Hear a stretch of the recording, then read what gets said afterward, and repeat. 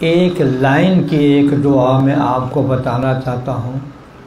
مکہ مکرمہ میں آب زمزم نوش فرما کر بیت اللہ کے سامنے جناب رسول اللہ صلی اللہ علیہ وسلم نے ایک دعا مانگی ہے، وہ دعا حفظ جان بنائیں، اور ایک لائن کی دعا ہے، امید ہے کہ یاد ہو جائے گی، وہ سن لیجئے۔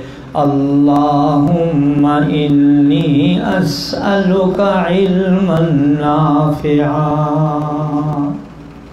یا اللہ میں سوال کرتا ہوں آپ سے وہ مجھے علم عطا فرما جو دنیا میں بھی کام آئے اور قبر سے لے کر جنت کی ساری منزلوں میں کام آئے۔ دیکھا دعا۔ دوسرا جملہ سن لیں، دوسرا یہ ہے وَرِزْقًا وَاسِعًا، اللہ جی رزق کی تنگی میں نہ ڈالنا، رزق حلال کشادہ سکون والا رزق عطا فرما، یہ دعا حضور صلی اللہ علیہ وسلم۔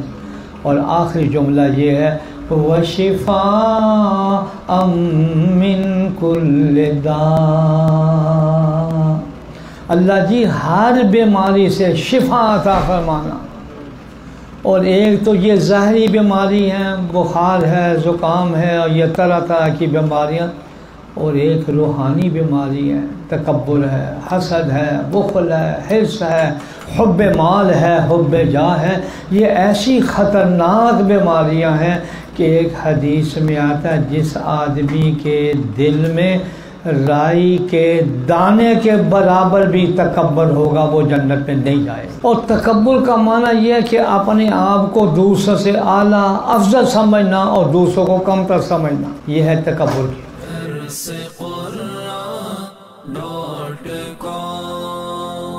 www.darsequran.com